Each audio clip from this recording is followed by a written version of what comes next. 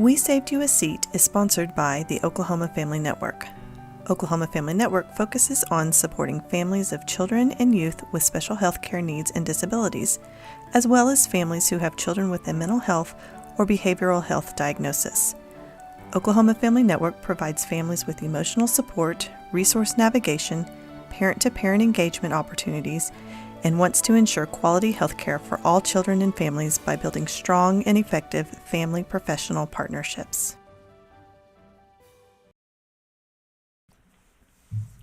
Today, we're diving into an issue that affects thousands of Oklahoma families, though it doesn't always get the attention it deserves: early developmental screenings. 65% of children between 9 and 35 months old are not receiving developmental screenings.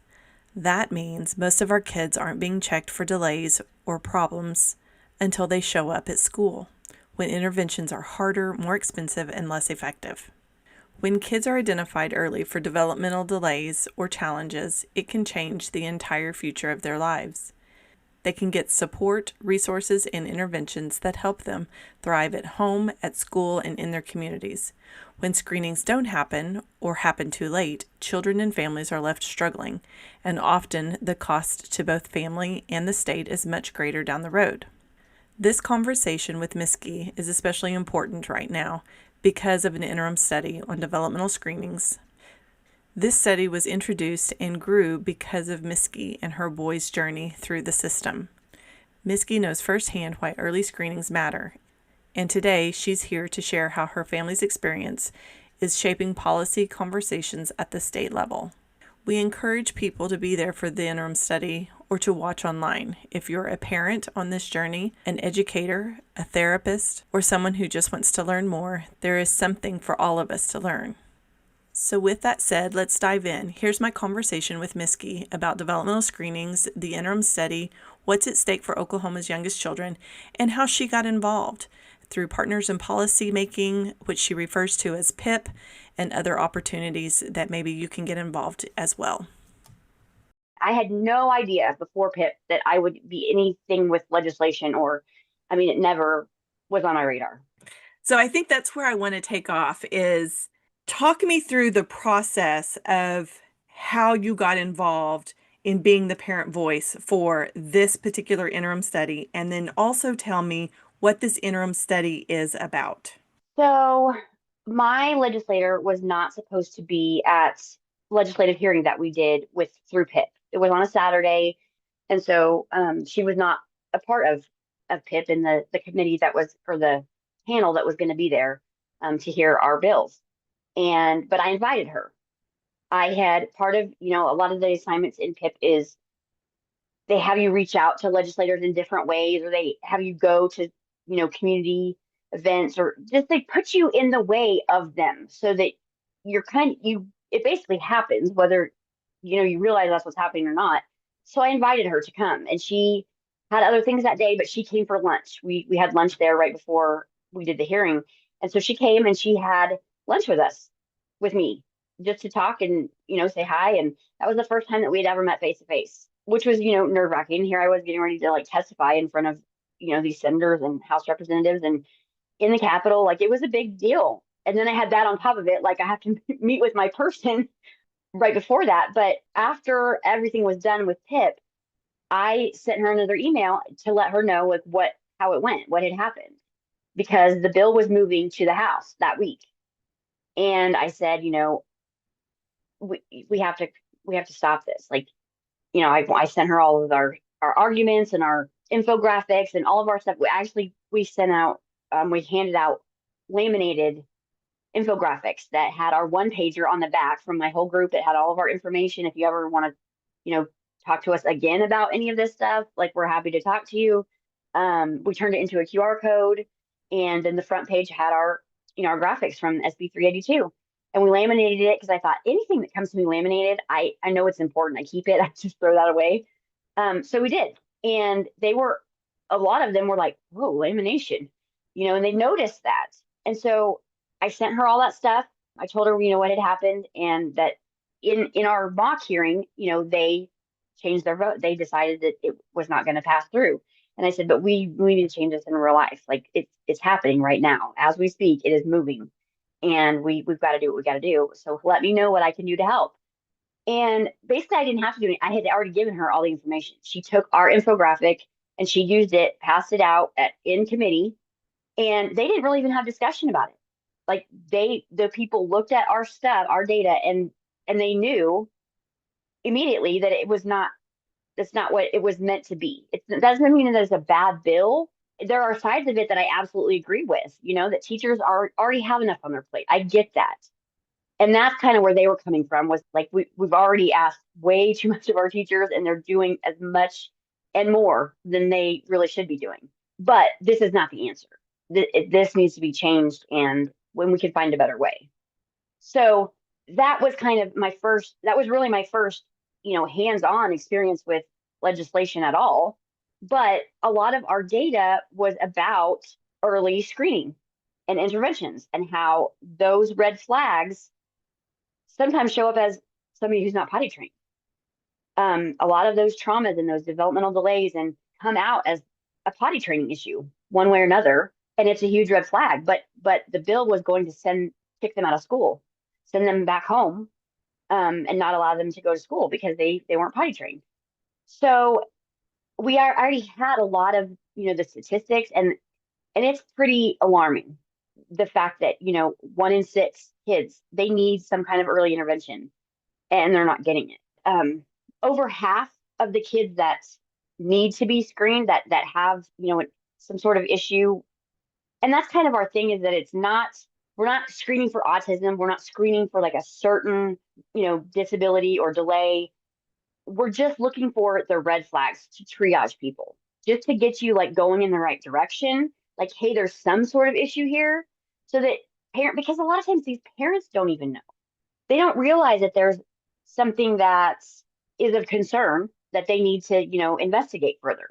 And so that's a huge piece of it. Is That's kind of a blow as a parent, especially when you didn't even realize that there was something wrong. There was an issue that you needed to be concerned about. But not always, but a lot of times these families they're in crisis. The parents are in crisis too, for whatever reason, or they have their own trauma, they have their own things. We're living life. Like, we just can't do it all. And that's okay.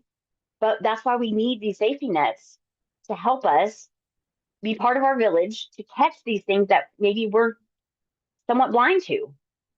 But supporting the parents through that also is a big piece of it, because it's a blow. It is. It's tough to hear that, there's something going on with your kid that you maybe weren't aware of and you didn't catch, you didn't see.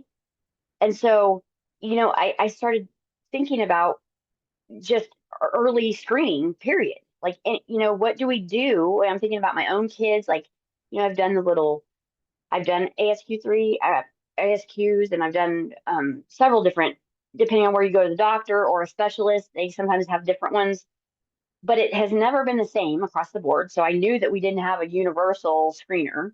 And then through some of my connections with PIP, the DD Council funds a lot of studies, research, a lot of research, lots and lots of research. That the basis of it all really is early screening.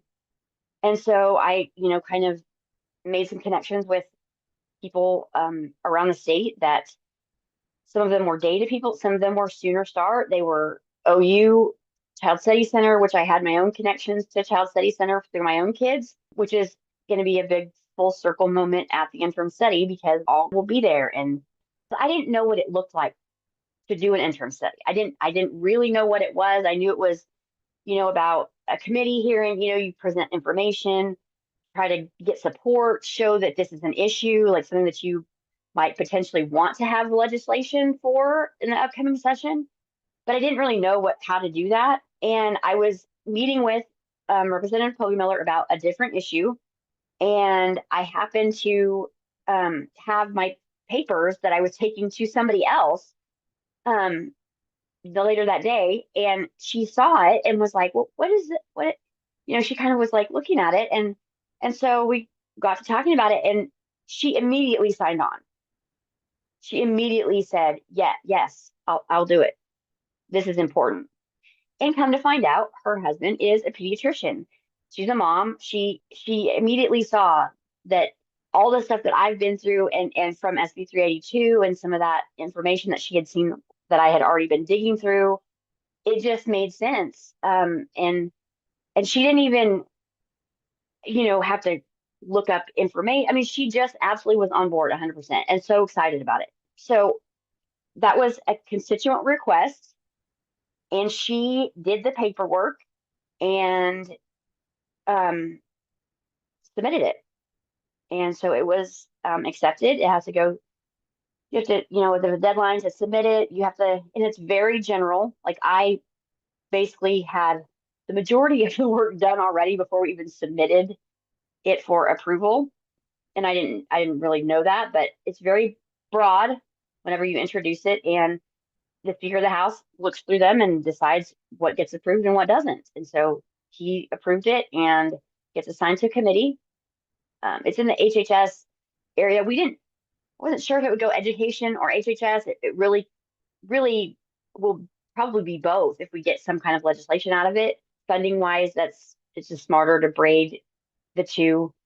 But we'll see. And really, the purpose of an interim study, another person who has been huge, and she has no idea that she's been huge in my journey, is AJ Griffin, who is a former senator. She is with the Potts Family Foundation now. And funny enough, they do a lot of research. And so she ended up being one of our star speakers for the whole study. She's going to talk a lot about the funding side of it because they have gotten funding through, different avenues, but to get research for some programs that are already kind of starting to look at more in-depth stuff. And she's going to talk about all of that stuff. It's kind of again, they find you. The people find you. Like when sometimes it doesn't work out the way we think. And that's where, the mustard seed comes back in. But, it doesn't necessarily look like what we think it's going to look like. And sometimes we just don't know at all. And I had no clue. The point of an intern study is not for legislation to come out of it. It's to educate. It's to bring awareness to something that's important to you. You have an issue that's not being met as, a need, and it's important to you. And so it's really not, and that blew me away because I thought that was the whole purpose, was to try to figure out what kind of legislation we could make. And honestly, early screening is maybe not necessarily a legislative issue, but finding compromise in the things that we do have available already. That's been a piece of it too. Do we just strengthen the systems that we already have in place? And really, it's funding. The bottom line is it's funding. We have a system in place that is so stressed at right now that they've had to tighten up their criteria for eligibility to the point that a lot of people are not eligible because they don't have the funding to service the people that are coming through there. People that are being referred to them, people that find them on their own, they know there's a problem already. It doesn't matter. Like even a referral, that doesn't get you in because if they don't have the funding, if they don't have the manpower, if they don't have the resources, they can't help, they can't do anything. So, we do have systems in place, and are there a lot of cracks and gaps? Absolutely there are. Absolutely there are. But just having a conversation to bring awareness to the fact that these gaps are there. And I do think that there's things we can do without it being a legislative issue that can help fill in those gaps. But if we're not even talking about it, if they're not aware, if the systems aren't, and a lot of times these places are very woven together, but they're still separate. They still have their own rules, their own guidelines, their own boards, their own things that they have to follow. So they don't necessarily know what the other one is doing. And education and healthcare, it's very hard to bridge that gap just because of all of the privacy issues and, those complicated things that they also have their own rules for, what that looks like. So, and there is not, to my knowledge, and I've done quite a bit of research in this over the last, 6 months, there is not a system that healthcare and education can share information. For instance, with a student, where your pediatrician and your teacher and your therapist and they all can share the information about that kid that travels with them throughout school. There's not a system. There's not an easy way to do that.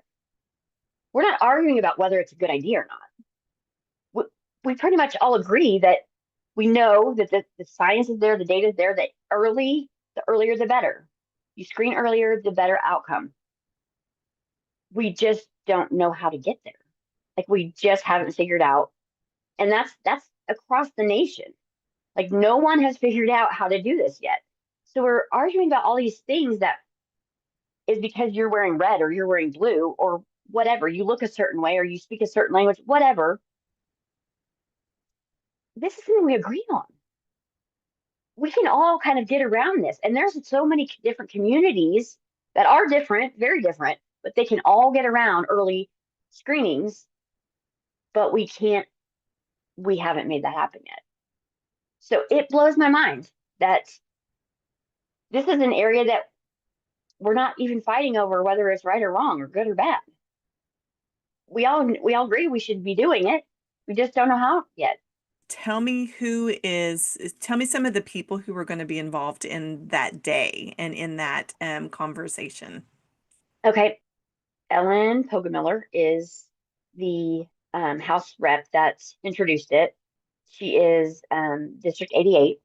I also, before I forget, it is important, even if you can't go to the interim study, it's during the day. So it's a weekday. It's the morning. It's a work day. Most people, may not be able to go. It will be live streamed, and I have a QR code that will link you to the audio and the video. So you can also get on the OK Ledge and see it later. It'll be in the videos that they save on there. You'll be able to see it, later. Invite your legislator because they're not required to be there. So it will be at the Capitol. There's but it's only going to be in this one committee. So only those committee members, which there's not very many, there's not very many at all, but they're the only ones that are supposed to be there. Everybody else, like it's optional. I mean, they're aware that this is what's going on right now.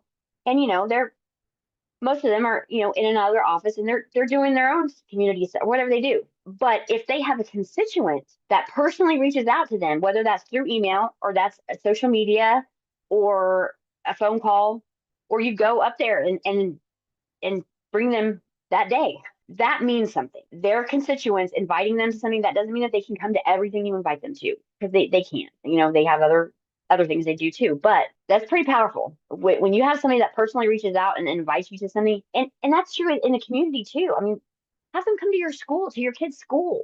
Have them come and see the good things that are happening in your life that you want to showcase. Like they want to see that too. But invite them to come to learn more. If you have some kind of stake in early screenings for whatever reason, or maybe you don't know much about it at all, but you think you want to, this is it. It's for you. It's to educate. It's to show people that really don't know much about it. It's for people who are professionals who are in the field that are saying yes, this is important. We need to push this. It's for legislators who may or may not know too much to get factual data to make a decision about what they think about it. And that is part of the interim study, is for the legislators to gauge the interest of the public. So the room is kind of small, but there is an overflow room. And I would love to blow them out of the water because they're not used to having many people show up, especially for, I don't think this is a little thing, but it's not in the media. It's not headlines. It's not on the national news, every day. This is not a huge thing that people are talking about. They might be, expecting people to show up for that, but not for this. They're not expecting a whole bunch because it's just not, people aren't talking about it. So invite your legislator. That doesn't mean they're going to show up, that they're going to be able to be there, and even better if you invite them and you meet them there. I mean, I think very few would say, if you're saying, come and meet me there and let's listen to this together. Very few, I would say, no, I don't think I can do that. And they're gonna, that kind of puts them on the spot, which is what we need. We just need them there because we've already done the work. We've done the research. We've got the speakers. We've got people there that are, have lived experience, that are going to tell stories that we have all the players, but we need them to listen. We need them to understand and at the very least open a conversation. And they will be there before and afterwards to talk to people. If that's something you want to do, is to talk to them yourself and share your story with them. Most of them are open to doing that, but you can't do it during the actual hearing. It's not open for public comments during the hearing. So I do want to make sure that I say all that too, because I've had people ask me if they can come and talk or share their story. I would encourage you, if you want to share your story, to write it down. If anything, you could always leave it, with them, or take it to their office, your personal legislator, and leave it while you're there. But it's important. Stories, it's huge. That lived experience is, especially when they don't have the lived experience, they listen. They really do listen to that. It's important. It's going to run through HHS. It is in Children, Youth, and Family Services. That's the committee that it's going to. Committee members are Representative Jamie Williams, Representative Hay, Representative Geis, Emily Geis, Brian Hill, Gabe Woolley, and Blanchette are the people that are on the committee. That's all, House reps. Then the people that we have coming in, Hoga Miller will kind of start us off. I am supposed to speak that day because I'm really kind of the only non-professional person that's going to say anything. Then AJ Griffin will be kind of the star.